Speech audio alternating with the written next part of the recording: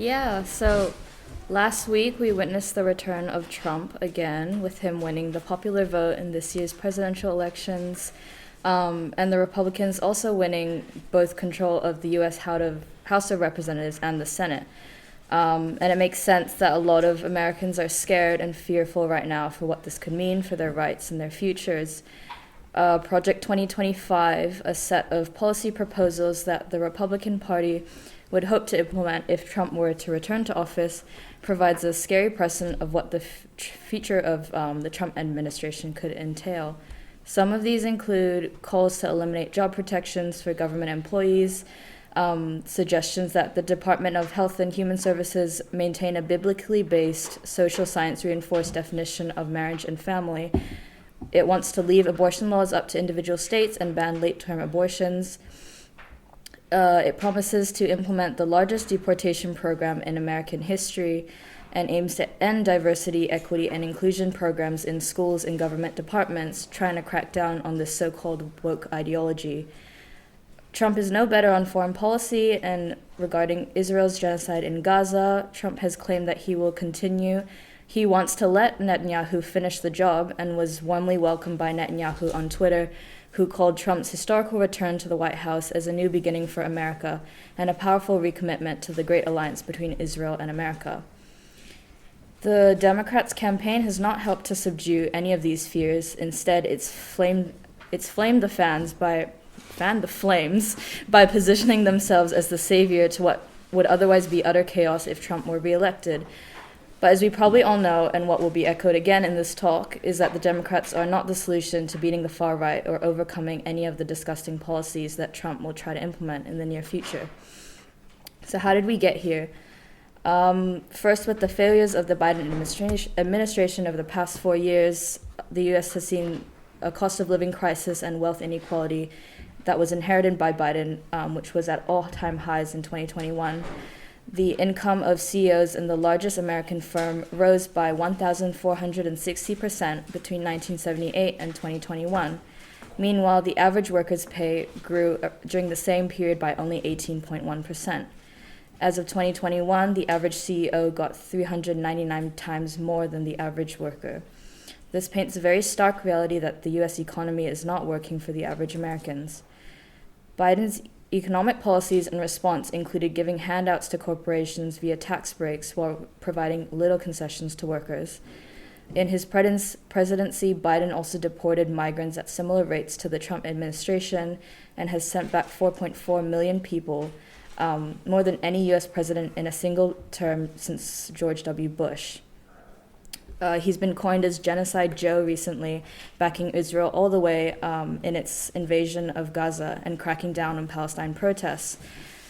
He continues to commit the supply of weapons to Israel, weapons that are funded 70% by American taxpayer money, and only gave Netanyahu a small slap on the wrist while delaying a shipment of 500-pound and 2,000-pound bombs in May, which were resumed in July despite Israel's invasion of Rafah.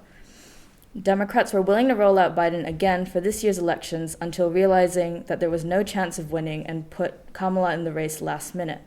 That leads us to Kamala's campaign and the shortfalls. Just as Biden offered no genuine solution for working-class people, neither did Kamala. The difference between the two candidates was the ability to run on an empty illusion of representation. But as we saw through her campaign, she is just as committed to upholding U.S. capitalism and imperialism.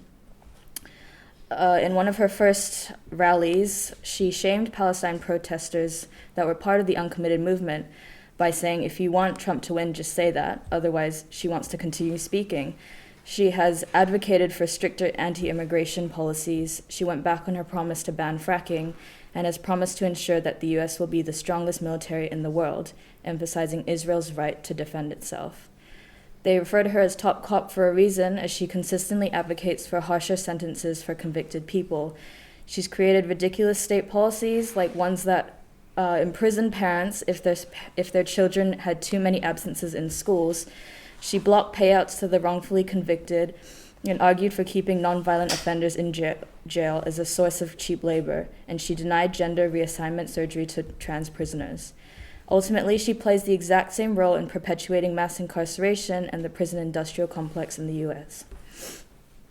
The Democrats don't provide any alternative to the current status quo and are failing to paint the current system as a positive.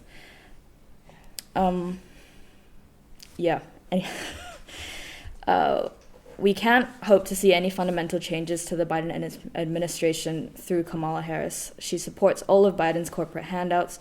She defends Israel's right to defend itself, which we can all infer means that she will back the genocide. And essentially, she represents all the failed policies that have elevated Trump's position.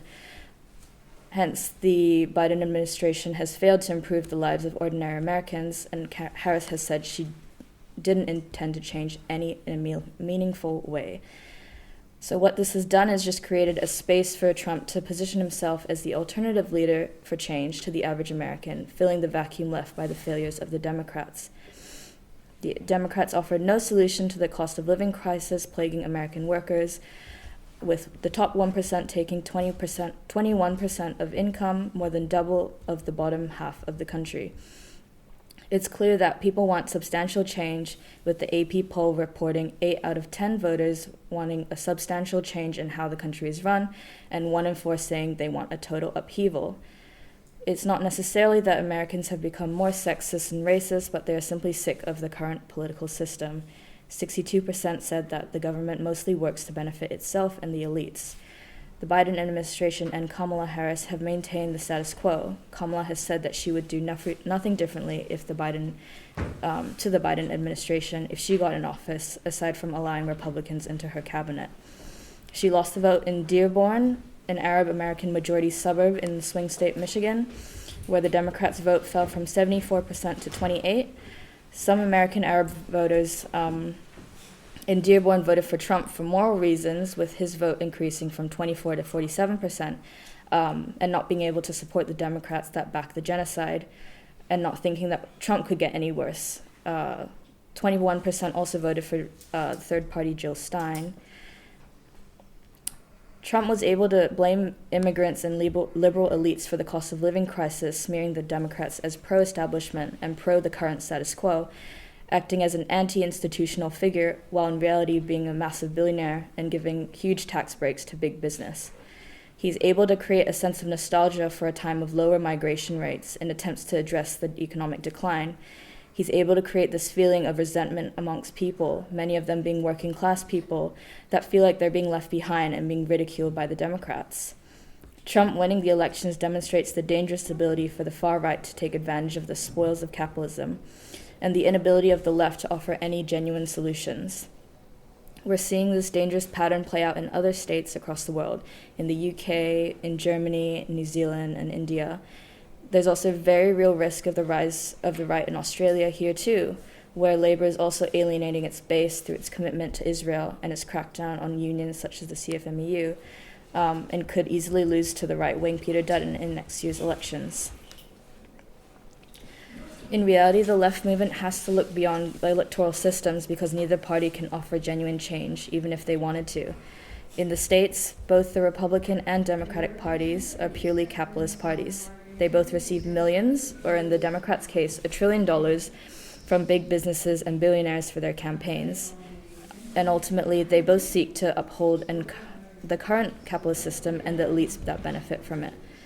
Regardless of who won, in this case Trump, the genocide in Gaza still continues, and we know living conditions are unlikely to improve under either party. So for this reason, there's a lot of issues that the left has to address, and all of things we have to think about moving forward to building a left movement outside of the Democrats. The Democrats had a really shitty campaign this year, a lesser of two evils, that is nothing new. Similarly, Hillary Clinton ran her campaign against Trump in 2016, claiming to be the vote for all women. Biden did the same thing 4 years ago, saying to black voters, if you can't decide whether to vote for me or Trump, you ain't black. And it reflects this pessimism and the ability of collective power to achieve substantial rights. It also proves that shaming people into voting blue doesn't work. Unsurprisingly, being unsympathetic and implying that voting for the Republicans makes you stupid, that doesn't automatically lead to a Democratic win. The Kamala campaign left people in serious despair and fear. It sowed divisions across different marginalized groups rather than uniting them against the common enemy, which the Democratic Party is essentially a part of. It led to infighting on the left, blaming third-party voters that voted for Jill Stein as being a vote for Trump. It blamed those voters also as single-issue voters in the case where they couldn't vote for genocide. There was this liberal argument that in support of voting for Kamala, saying you have to put on your oxygen mask before helping others in the case of an emergency. But in this case, you can't do that when the oxygen masks don't work. Voting for Kamala is not going to work similarly as voting for Trump. It's a lose-lose situation. Even politicians that have vocalized criticisms of the Democrats, such as Bernie Sanders, still ultimately endorse Kamala as the better alternative to Trump. Sanders backing centrist, neoliberal politics as an attempt to defeat the far right only weakens our side. It defends politicians who continue to crack down on workers and migrants, providing the right to pose as an anti-establishment force. The uncommitted movement, which sought to put pressure on Kamala to shift Kamala further left and take a stand against Israel by withholding their votes to the Democratic Party, didn't work. What ultimately happened was the uncommitted movement accepted over $400,000 from a Democratic-aligned PAC group that explicitly prevented recipients from endorsing any candidate other than Kamala. In reality, what we've seen is that withholding your vote is not the way to hold politicians accountable and lacks any real power to hold leverage over them. All of these issues highlight the shortcomings of a political strategy that falls into and legitimizes the electoral system. Voting is not the solution, and we need to break from the Democrats, break from labor, and build a working class movement, because that is where our power and leverage lies. We've seen a lot of moralism in the left, moralism coming through voting. Some have argued that they can't morally vote for any party that supports genocide, and has led to some people voting for Jill Stein, some even voting for Trump, and some not voting altogether. We've seen how moralism has plagued leftist movements, such as the Palestine movement overall as well. People have been shamed into joining the movement on a moral basis because they should care about the genocide in Gaza, or that if they don't join, it means they don't care and are morally inept. In reality, this isn't a sustainable way of organizing in the long run, and while moral outrage is important and powerful, people need to recognize how their rights are intertwined with Palestine and to build power in such a way. Real power is built from the bottom up through communities and workplaces, in the unions and across our universities. We need to develop a political strategy that goes beyond moral outrage. Moral outrage isn't a good strategy for voting, nor is it for building a long-lasting mass movement. Moralism is not good enough of a strategy alone to be able to relate to people in the workplace, and can lead to radical acts by a select few with little power and effectiveness. The task for us is to point to concrete political arguments for why issues like abortion rights, climate policy, workers' rights, and Palestine are matters for everyone. We can achieve real change through working class power, where we can hit the capitalist system where it really hurts. There's been a strong tradition of resistance from the bottom up in the US. The 60s saw strong social movements exploding across the states, advocating for black civil rights and against the Vietnam War. It gave rise to an explicitly anti-capitalist struggle, fighting against state repression and calling for economic justice. While neoliberalism has seen a sustained attack on wages and the erosion of trade union power, we can still see the potential for the working class movement to revive. Just last year, unions staged the most strikes in the US since we've seen in the last 23 years. And things have not been the same since October 7th, with Palestine invigorating the entire world, student protests in the US leading the way and sparking global encampments, uniting students and staff against institutions and their ties to the genocide in Gaza, the union and community organizing around Palestine, making Palestine an issue for all of us, but also building solidarity across state manufactured divisions. And this has real implications for what we can do here in Australia as well. We can't get sucked into the electoral politics of Dutton versus Albanese's government and reducing our efforts to voting. We need to effectively organize and mobilize broader layers of people. we also have to unite under the left to fight the real enemy, which is the elites and the capitalist system that they uphold. We still have a long way to go. Palestine sentiment is strong, but it still lacks real collective power.